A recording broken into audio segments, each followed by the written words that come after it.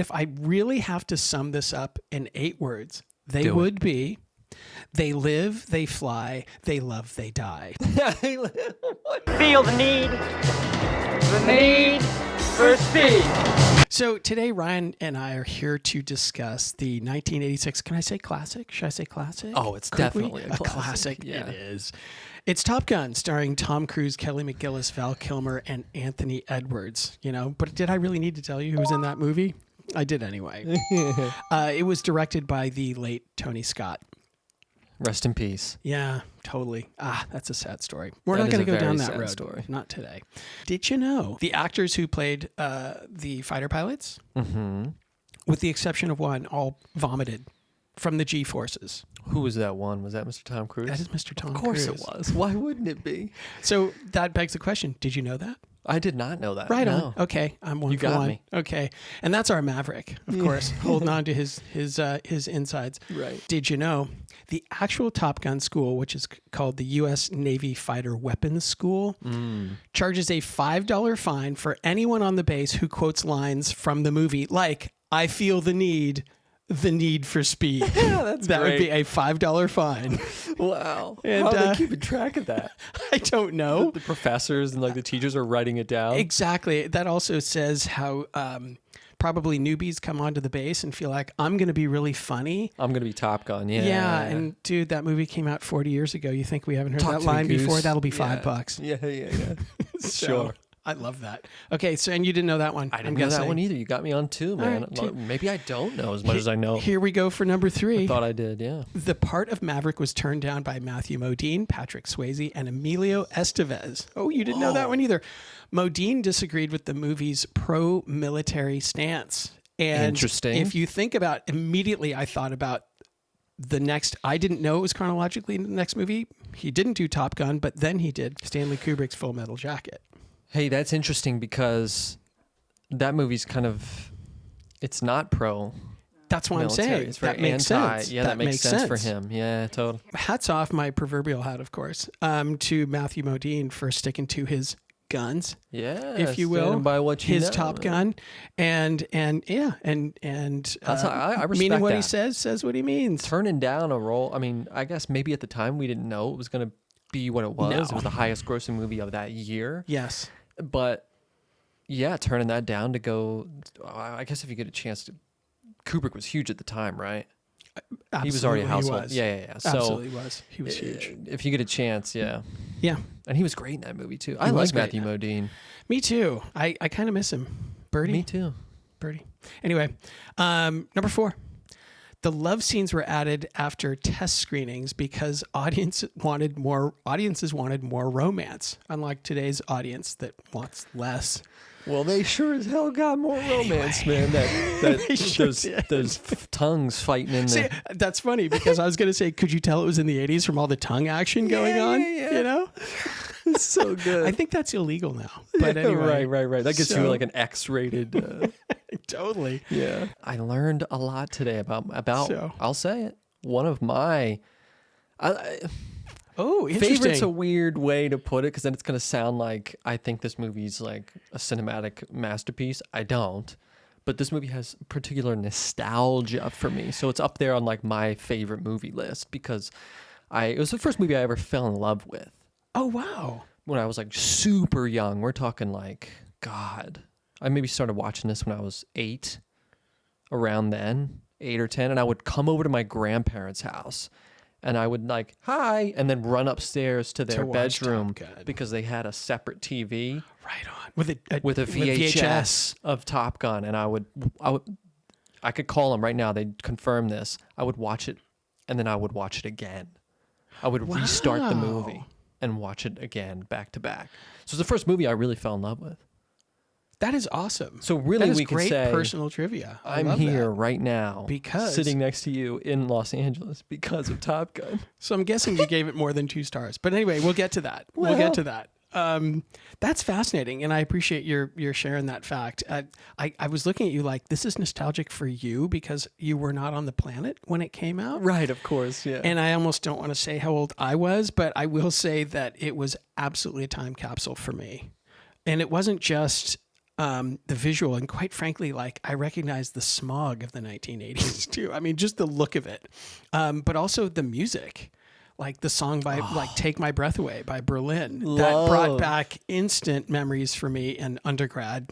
Yes, I'm a few years older than Ryan. So iconic though, the soundtrack to this. It really was. I remember Playing with them boys. It brought back so much for me. So funny that it brought back different things for us, but it was a massive time capsule. So did you see it in theaters? Oh yeah. Wow. Oh yeah, I did. I wonder how many signups did the Navy have? Heidi, our producer, said that enrollment ballooned 500% after this movie. That's a really effective commercial. That is insane. Wow. I'm surprised that the military hasn't tried to. Well, I guess maybe they have. We just don't know. So the budget was $15 million and it made $356 million. That's a heck of a return. I mean, that's a lot of money. That's a resounding success. For those who, love movies with action and an easy story with likable characters and music from a time capsule, this is your jam. Yeah. It helped launch Tom Cruise's career, and we can see why, because to me, he's compelling to watch and he's likable. Mm-hmm. Some of the lines, my God, Brian, are so cheesy. I was impressed with how well the actors pulled them off. Yeah.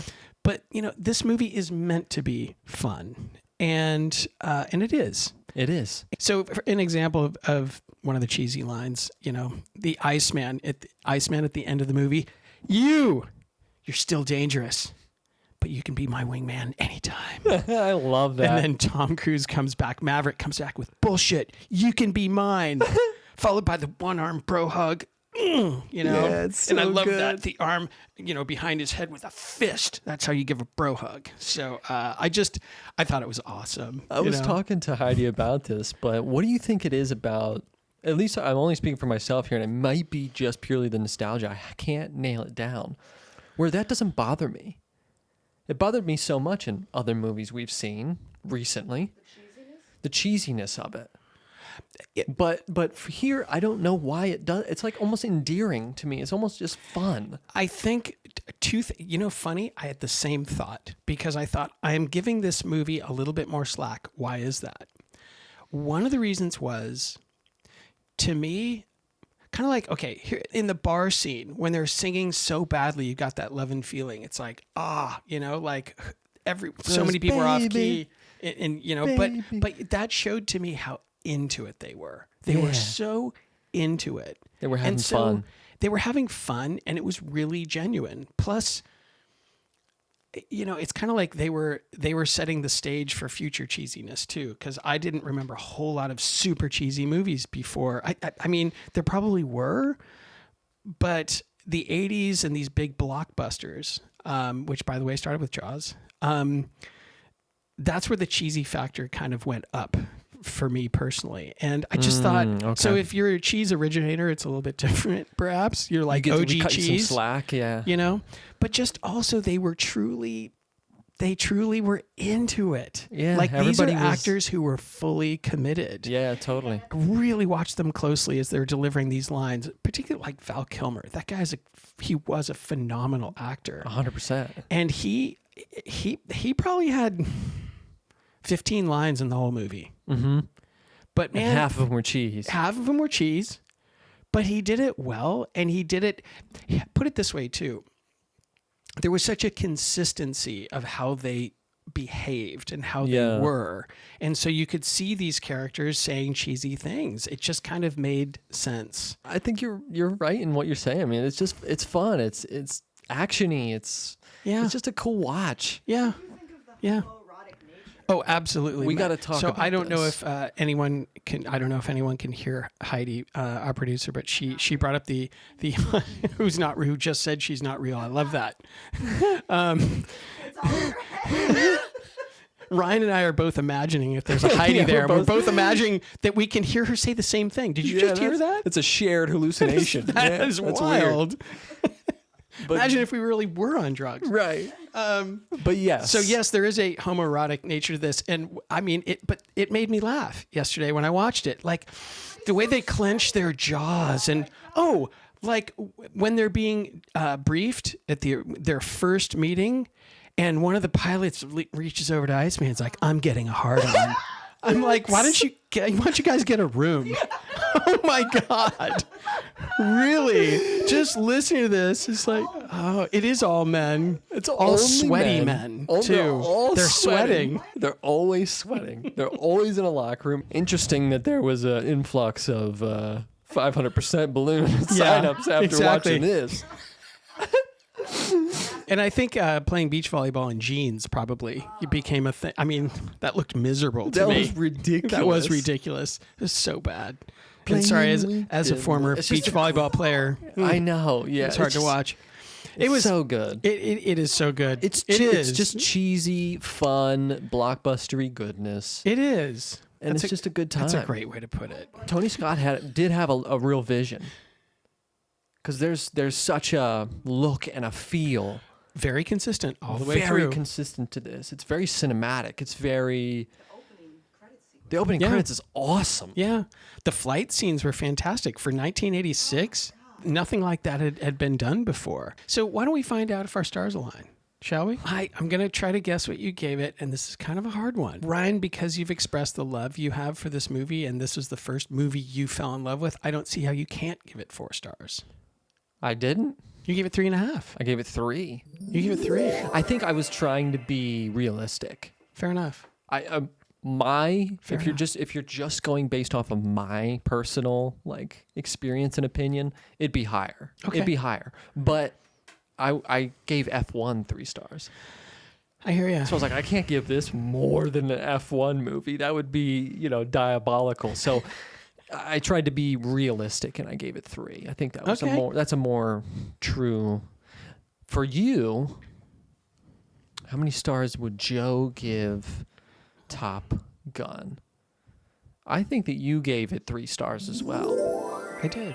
Okay. I had to look it up. How many did I give it? Our stars have aligned. Our stars have aligned. Ladies and did gentlemen, give it 3. what would you give Top Gun? The original, not Maverick. Yeah. The original Top Gun, 1986.